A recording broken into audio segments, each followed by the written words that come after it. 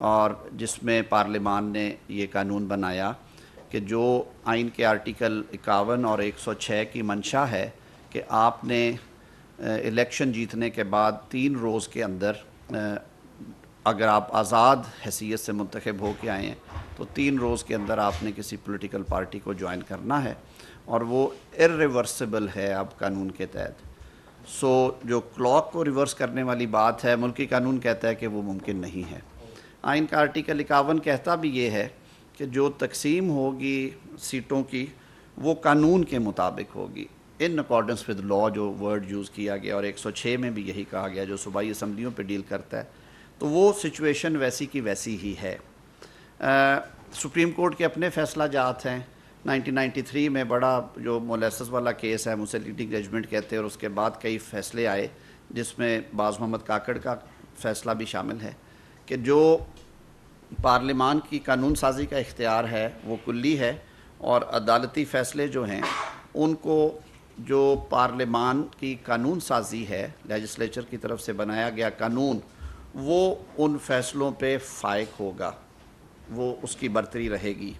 تو اس تناظر میں اگر دیکھا جائے تو وہ سچویشن جوں کی توں ہیں۔ ایک اور کہیں سے بات آئی، 2-3 جگہ سے مجھے ٹیلی فون آیا کہ کیا نظر ثانی جو ہے وہ غیر مؤثر ہو گئی ہے، تو بالکل غیر مؤثر نہیں ہوئی۔ وہ ایک آئین کے تحت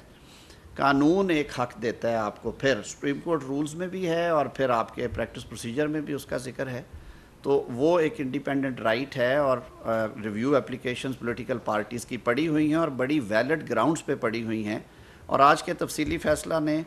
ان نظر ثانی کی درخواستوں کو اور زیادہ تقویت دے دی ہے، کیونکہ جس طرح سے دیکھا جا رہا تھا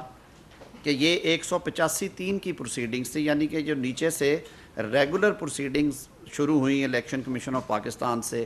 پھر وہ فیصلہ چیلنج ہوا پشاور ہائی کورٹ میں، اور وہاں پہ 5-0 سے پشاور ہائی کورٹ کے لارجر بینچ نے الیکشن کمیشن کا فیصلہ اپہولڈ کیا، اور انہوں نے کہا کہ یہ آئین پاکستان اور قوانین کی بالکل صحیح اپلیکیشن ہے۔ آرٹیکل 51، آرٹیکل 106،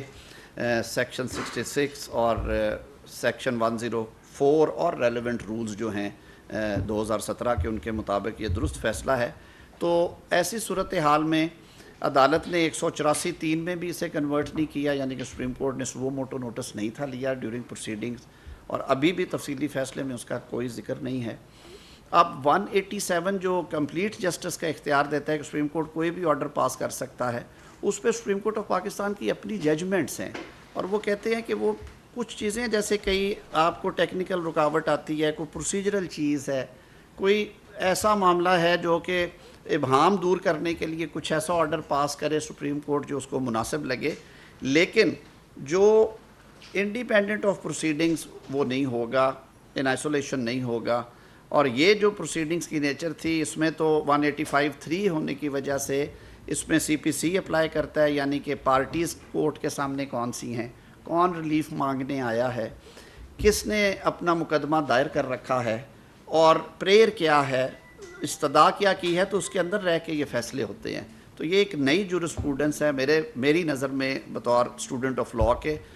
جس کی وجہ سے زیادہ کنفیوژن ہے، اور شاید یہ کنفیوژن ریویو اپلیکیشنز میں یا کسی انڈیپینڈنٹ پروسیڈنگز میں یہ کنفیوژن جو ہے یہ دور ہو۔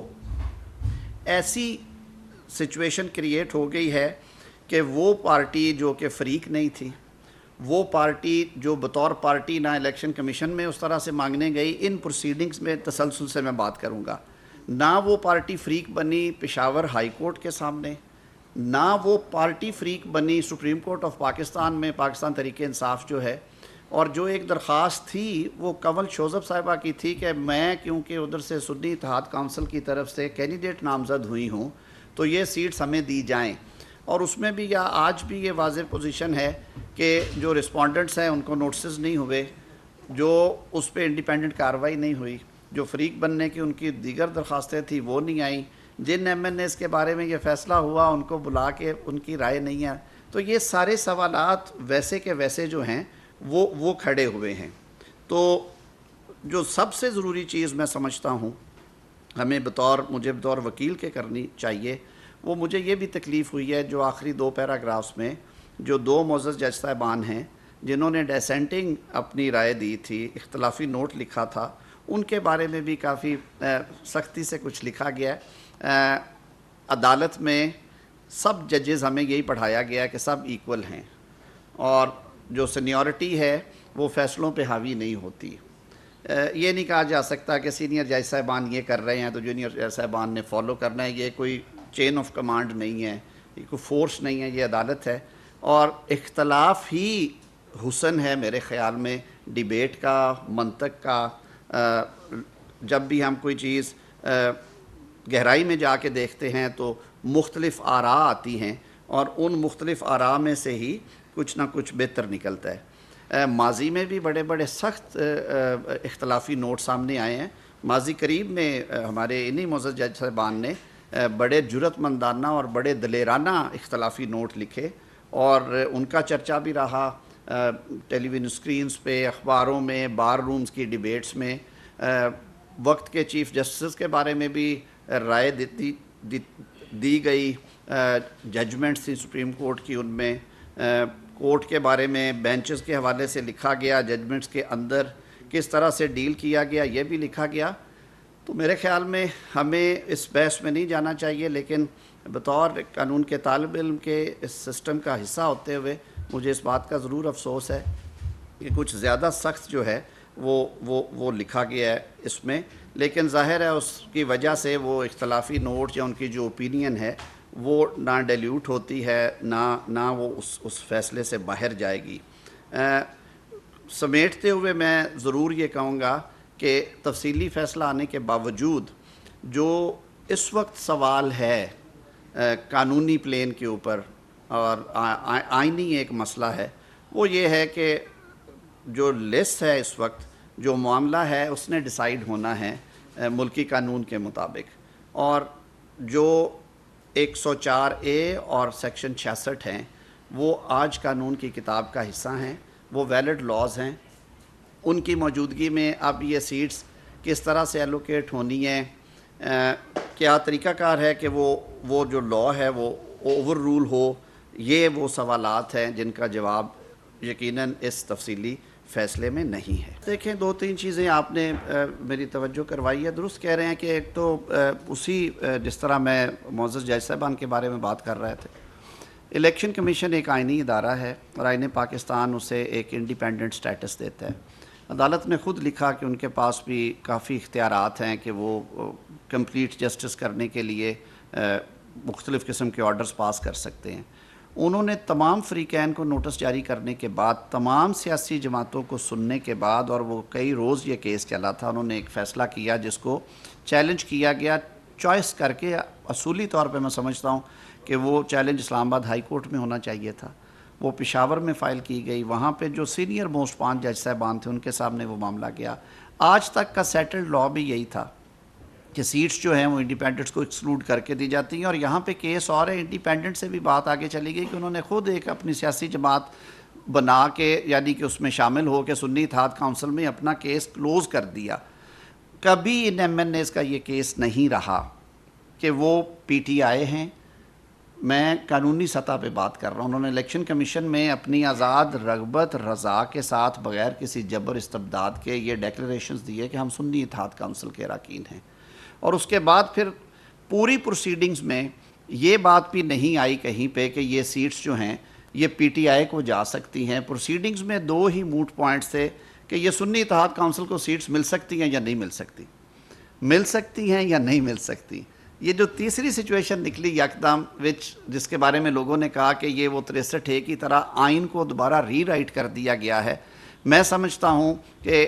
عدالت جو ہے وہ تشریح کرتے ہوئے اس حد تک تشریح نہیں ہونی چاہیے کہ جو پلین لیٹر آف لا ہے کانسٹیٹیوشن کا وہ ہی بالکل تبدیل ہو کے رہ جائے, کہ جو ٹائم لائنز دی گئی ہیں آرٹیکل 51 اور 106 میں ان کی حیت بدل گئی, ان کے تابع کہا گیا ان اکارڈنس ود لا ہوگا, قانون کہتا ہے کہ وہ ڈیکلریشن فائنل ہوگا. تو یہ سارے سوال ہیں. دیکھیں ایک وضاحت کر دوں کہ پاکستان تحریک انصاف بطور جماعت یہ سیٹس مانگنے نہیں آئی, اور تھرو آؤٹ یہ لائیو براڈ کاسٹ ہوئی ہیں ساری پروسیڈنگز. تھرو آؤٹ یہ سنی اتحاد کونسل کا کیس تھا، اور جو پاکستان تحریک انصاف کی ایک عہدیدار ہیں محترمہ کمل شوذب صاحبہ، ان کی ایک درخواست کی گونج سنائی دی، جن کی طرف سے سلمان اکرم راجہ صاحب ہمارے بھائی ہیں وہ پیش ہوتے رہے، تو بات وہ بھی یہی کرتے رہے کہ یہ سیٹس جو ہیں یہ سنی اتحاد کونسل کو دی جائیں۔ جو فیصل صدیقی صاحب کا بھی موقف تھا کہ یہ سیٹس ہماری ہیں، اور کمل شوذب صاحبہ کی جو پٹیشن تھی اس میں بھی تھا کہ میں کیونکہ نامزد ہوئی ہوں ان کی طرف سے، تو یہ سیٹس سنی اتحاد کونسل کی لسٹ کے مطابق بانٹی جائیں۔ تو یہ ایک خبر رہی آخر تک، ایک سرپرائز تھا کہ پاکستان تحریک انصاف کو یہ سیٹس کیسے جائیں گی، اور اس کے لیے ضروری تھا کہ جو فریقین تھے مقدمہ کے دیگر سیاسی جماعتیں، اور جو فریقین مقدمہ اس وقت کورٹ کے سامنے تھے، ان کو اسپیشلی اس بابت انڈر نوٹس ہوتے، وہ اپنی کنسائز سٹیٹمنٹس دیتے، وہ اپنا تفصیلی جواب دیتے، اور اس کے بعد یہ فیصلہ اس طرح کا ضرور آ سکتا تھا۔ لیکن باہر کیف یہ عدالتی فیصلہ ہے۔ آپ نے کہا کہ اب فیوچر کیا ہے، میں نے جو بات کی ہے کہ ابہام ابھی وہیں کا وہیں ہے کہ اس وقت جو ملکی قانون ہے اس کے مطابق جو آزاد امیدواران کنسیڈر کیے گئے ہیں وہ سنی اتحاد کونسل کو نہیں چھوڑ سکتے، کیونکہ ان کا جو وہ ایکشن ہے وہ ارریورسیبل ہے، 104A کے تابع اور سیکشن 66 کے تابع۔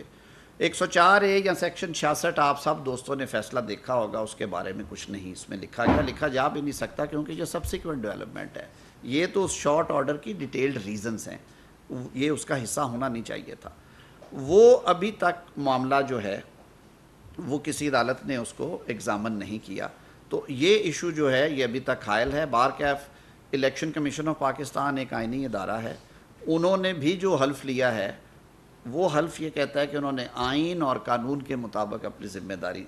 انجام دینی ہے۔ تو آئین پاکستان میں جو اسکیم ہے اس میں لکھا ہے in accordance with law. In accordance with law جو ہے، جو ریلیونٹ پروویژنز ہے میں آپ کے سامنے کوٹ کر رہا ہوں،